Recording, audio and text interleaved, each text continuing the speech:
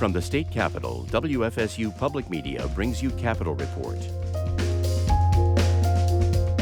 Wonder of wonders, a budget deal between the Florida House and Senate. A recalibration of spending practices to a place that we believe is sustainable for the long haul. Also this week, but some items in that budget could be considerably less. Can you spell education? I think we can all agree that the public school population is declining. We'll also check out how proposed cuts in federal spending may affect Florida, and we'll have some cautions in advance of this weekend's expected protests against the Trump administration. I'm Tom Flanagan. Online and on air, this is Capitol Report and the end-of-week wrap-up of top stories from Tallahassee.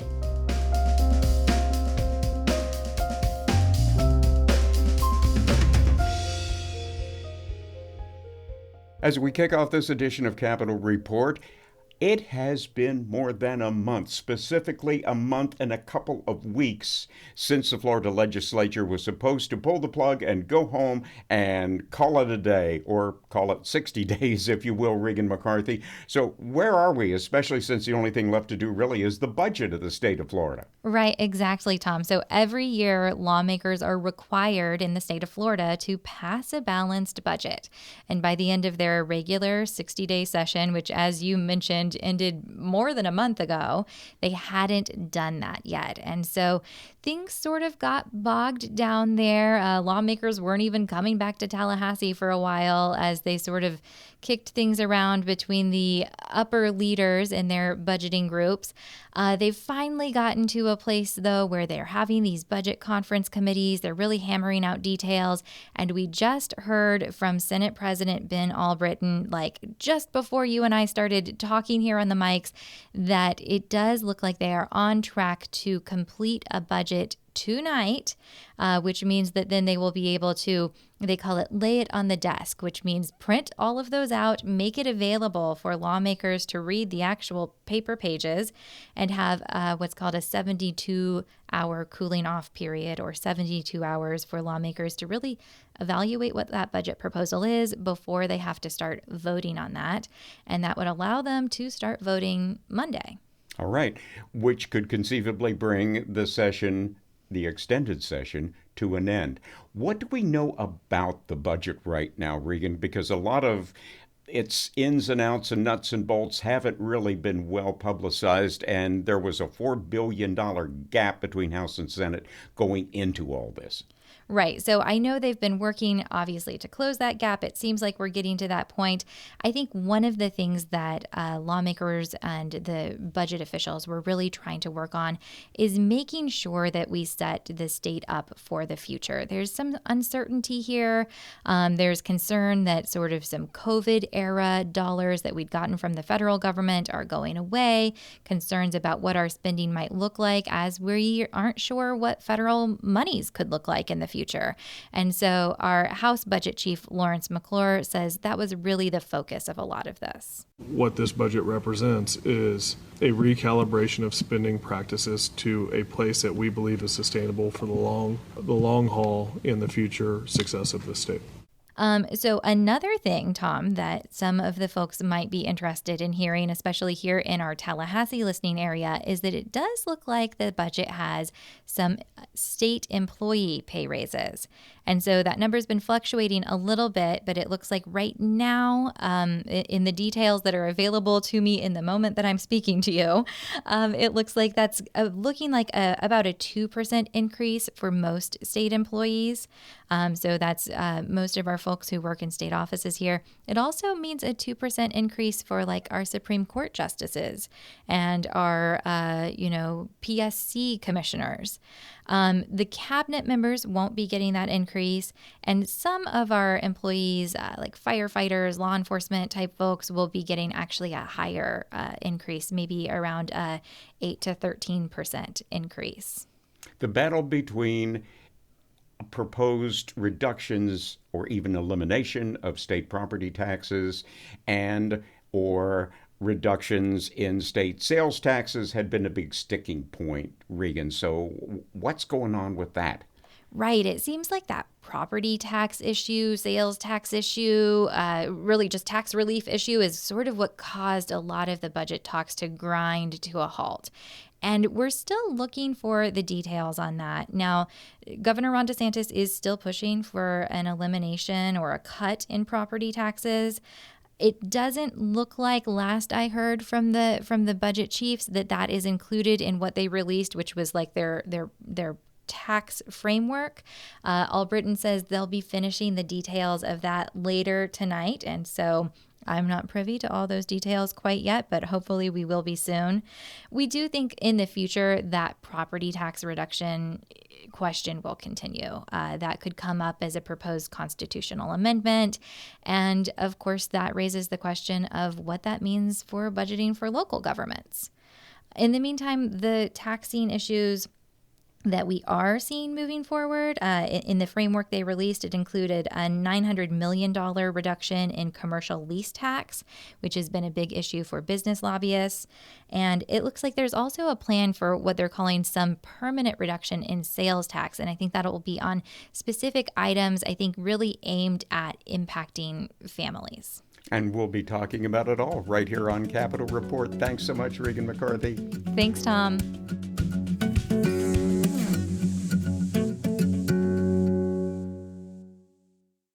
As the Florida legislature works to bring its budget proposal in for a landing, the funding for education issues is stabilizing.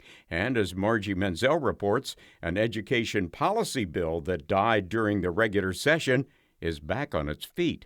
Throughout the 2025 session, the Republican-dominated legislature has encouraged the expansion of Florida's charter schools.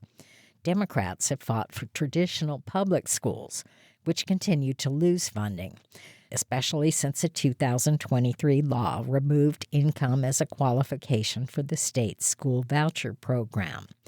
That made private school affordable to many more Floridians. Senate Appropriations Chairman Ed Huber, a Trinity Republican, acknowledged the change during budget negotiations. I think we can all agree that the public school population is declining. The schools still are open and operating, so there's still that expense is there, and if there's fewer students being there, then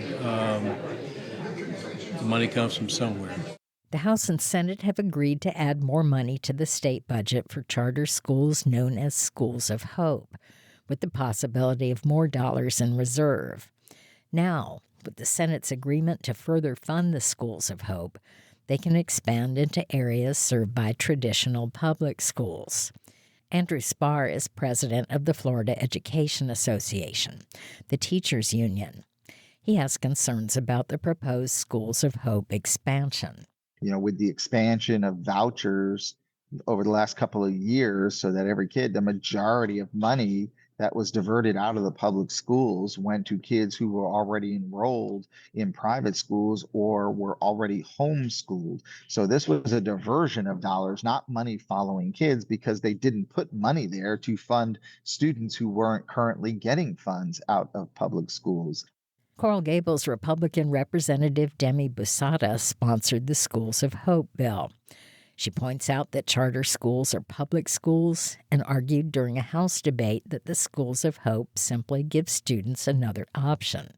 And it is not a slow death to public education. Let's get something right. Schools of Hope are public schools. The education that they provide, it is public education. Another education budget issue that's come under question is the funding for advanced placement, international baccalaureate, career and technical education, and other accelerated programs. The Senate had proposed slashing them by 50%, but has faced pushback from parents and educators invested in those programs. But Zephyr Hills Republican Senator Danny Burgess, the Senate's K-12 budget leader, says the Senate hasn't reduced or eliminated funding for those courses, which he describes as important. Most dual enrollment courses have a completely different cost structure than typical high school courses. So with most of the costs being the responsibility of the post-secondary institution, that's why we decided to maintain that level at this time. We are simply trying to align this new categorical with the requirements that are in current statute, and that was the Senate rationale in that approach. Burgess says budget leaders are moving the funding for accelerated courses into a separate designation, the Academic Acceleration Options Supplement. That's supposed to include teacher bonuses and district incentives. Still, to Andrew Spar of the Florida Education Association, state education funding continues to fail Floridians. What I would love to see Florida do, and what every educator would love to see Florida do, is to focus on getting out of the basement in funding for our schools, ranking 50th in the nation in teacher pay, and let's focus on becoming top 10 in the nation in funding, in pay, in filling teacher and staff vacancies, and making sure that we have the academic freedom we need to reach and teach every child. According to the National Education Association, the average Florida teacher makes just under $55,000 a year, 50th in the nation. I'm Margie Menzel. Coming up on Capitol Report, if Medicaid money is cut by the federal government, it may not only affect those folks who are on Medicaid. If you live in a rural area and your hospital goes away, you can have great private employer insurance, but that's not going to matter. We'll meet a Florida family that could be facing separation under current immigration policy. And that was a clear message that I couldn't stay there any longer. He had to do the same thing, otherwise he will go to jail. And if you plan on protesting this weekend, the watchwords are, be safe, be careful. When you look into these crowds, you see professional rioters.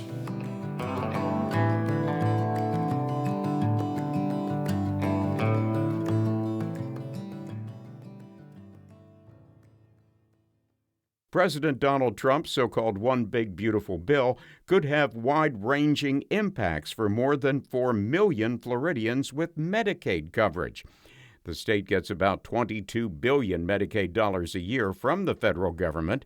WUSF's Megan Bowman spoke to Joan Alker, Executive Director for the Center for Children and Families at Georgetown University. Alker says if the bill passes, Florida's finances will be seriously strained. Medicaid is the largest source of federal funds for Florida. And that's true actually for every state in the country. There are these deep Medicaid cuts, which will affect all states in different ways, but it'll have a substantial impact on Florida's ability to pull down federal Medicaid dollars. And that has a ripple effect on the whole state budget. So if you look down the road, this will create huge problems. So advocates for the Big Beautiful Bill say it's not cutting Medicaid, but instead eliminating waste, fraud, and abuse. Can you talk to me about that?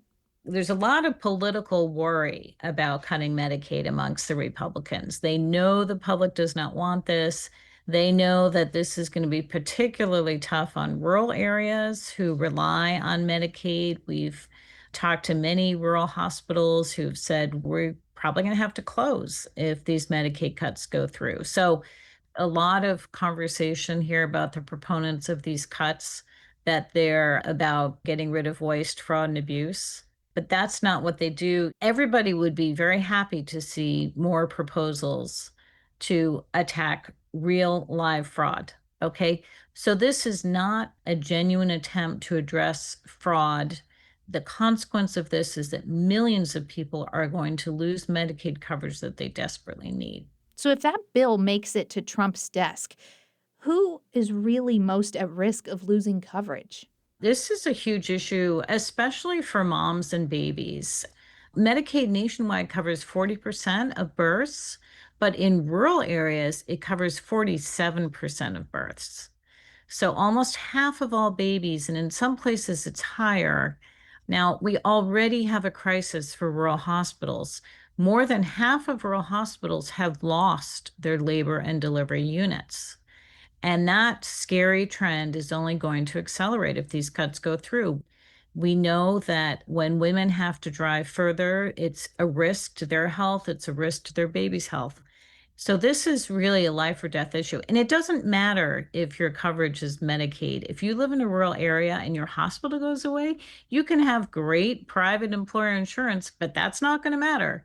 if there's nowhere to deliver your baby. So, the comment section of a story about Medicaid on our Facebook page blew up recently. A user said Trump's bill is actually focused on illegal immigrants and said any negative impacts are, quote, leftist propaganda. Can you comment on that for me? So, first of all, people who are undocumented are not eligible for Medicaid. That is a very important misconception, disinformation that is being perpetuated. Now, there's one exception to that, and that is for emergency Medicaid. And that's like if somebody has a heart attack on the sidewalk or they're delivering a baby, the hospital can't turn them away. So that piece is just to give hospitals some reimbursement. But undocumented people are not eligible for Medicaid, period, end of story. That was Joan Alker with the Center for Children and Families at Georgetown University talking with WUSF's Megan Bowman about how Medicaid cuts could impact Floridians. Hundreds of thousands of Venezuelans live in Florida under temporary protected status, or TPS. Uncertainty is growing about their future. Miami sees the most asylum applications in the country. And WLRN's Tom Hudson met a Venezuelan couple who arrived in Miami 12 years ago seeking asylum, a common path to legal residency for many immigrants in Florida. Sean and Michelle have gone from waiting to worrying about their immigration status. They are among the hundreds of thousands of people from Venezuela living in Florida legally under Temporary Protected Status, or TPS. Their status now expires in September. These are not their real names because of their pending immigration cases. They are in the U.S. legally and have been for more than a decade, building a family, a business, and buying a home, which is where I met them on a recent weekday afternoon. Hello. Nice to meet you. Nice to meet you too. Yeah, thanks so much for creating the time in your schedule, inviting me into your home. I appreciate it. Hey, how are you? I'm Tom. Very nice to meet you, Tom. So nice to see you. On their living room wall is an enormous painting of a sailboat. It is perched on top of a huge wave of blue and white that appears to be ready to collapse around the boat. The painting might as well represent this moment in time for Sean and Michelle and their immigration journey here in America. That journey includes their child, who had written their summer plans as a school assignment. Sean and Michelle hung that on the kitchen wall. It says, this summer is going to be amazing. First, I will go to summer camp with Mom and practice dancing. This could be their last summer in the United States. Summer is going to be an awesome time. There you go. That sounds like a terrific plan. Sean and Michelle have been careful with their immigration plan, a plan that shows just how complicated, how confusing, and how confounding immigration rules can be. President Donald Trump's immigration crackdown and executive orders changing legal immigration programs have overturned years of practice. Florida has taken the unprecedented action of enacting state laws going after immigrants without legal status. The tectonic shifts have shaken households of those with legal status, too.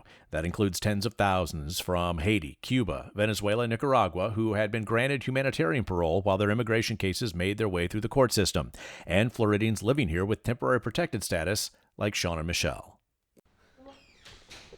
We like animals, so we have 2 dogs. That's Zeus. Yeah.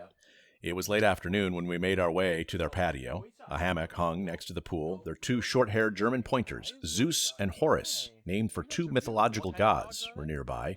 Betty the cat was around somewhere, although you couldn't see her. And Boogie the parrot was just inside. The tranquility was contrary to the chaos of their migration journey to Florida that started just days after Venezuelan dictator Hugo Chavez was declared dead. I was being accused of being in a plot, conspiracy against government. So I was serving in the armed forces that day. New President Nicolas Maduro accused U.S. embassy employees of planning to destabilize the country. And Sean was caught up in it because he says he was acquaintances with one of the U.S. embassy workers accused. At the time, Michelle was in the United States on a student visa. They were married. It was, of course, a lie. They were not conspiring anything. They got 24 hours to leave the country, and that was a clear message that I couldn't stay there any longer. To do the same thing, otherwise he will go jail. They got out and came to Florida, landing in Miami. I remember we were, like holding our hands in the plane.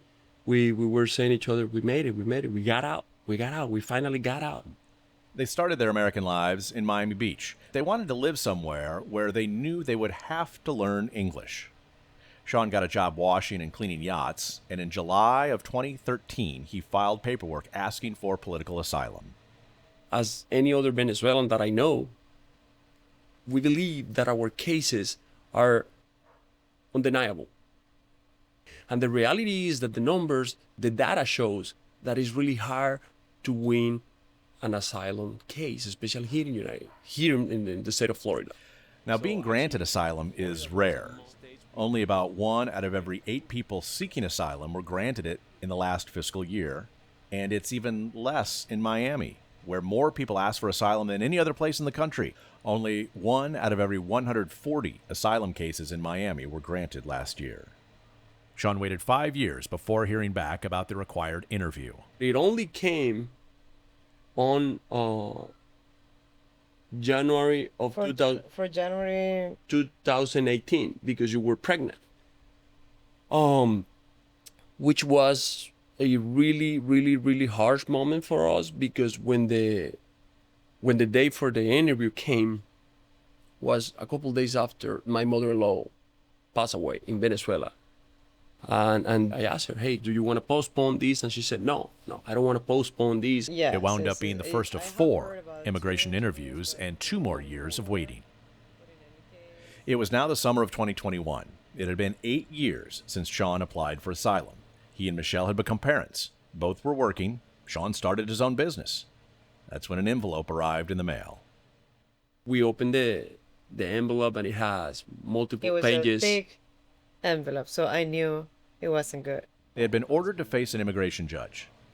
They had another option, though, because just a few months earlier, President Joe Biden granted temporary protected status for Venezuelans. Sean and Michelle decided to end his asylum claim and receive TPS. But if that is canceled, we're going to have any other avenues, legal avenues to go through. So, that Sean and Michelle and tens of thousands of others are on course to lose their temporary protected status on September 10th. We just get away and have faith, because that's the only thing that we can do. Crazy. Unfortunately, we have nothing. We have no power to control what is happening. We are literally locked in.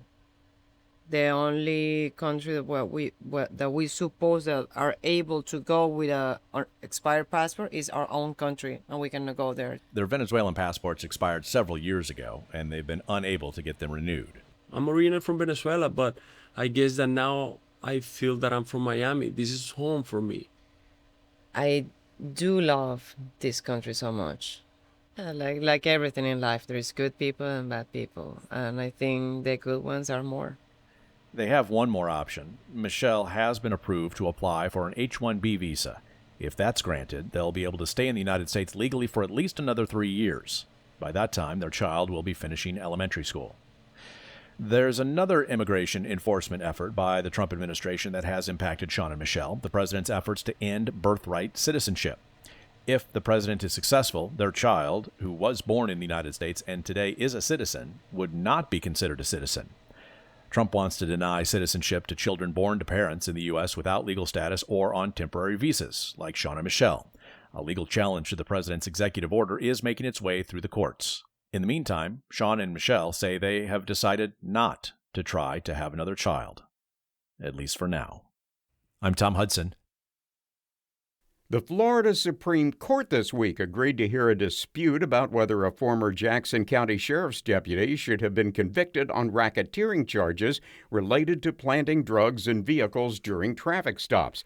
The Attorney General's office in December asked the Supreme Court to take up the issue after a panel of the First District Court of Appeal ruled that former Deputy Zachary Wester should not have been convicted on racketeering charges because he acted alone. The appeals court upheld Wester's convictions on other charges, but it said he should be resentenced. Justices unanimously decided to hear the case, but did not immediately set a date for oral arguments. The appeals court opinion said Wester began working for the sheriff's office in 2016 and planted drugs in certain vehicles during traffic stops. After setting up people, he arrested them on drug-related charges. You're listening to Capitol Report from WFSU Public Media. I'm Tom Flanagan. Finally this week, ahead of nationwide protests against President Donald Trump's policies tomorrow, civil rights advocates are assuring protesters that they have a right to safety. This comes in response to Florida Governor Ron DeSantis, who recently spoke about protests on the conservative interview show The Rubin Report. We also have a policy that if you're driving on one of those streets and a mob comes and surrounds your vehicle and threatens you, you have a right to flee for your safety. And so if you drive off and you hit one of these people, that's their fault for impinging on you.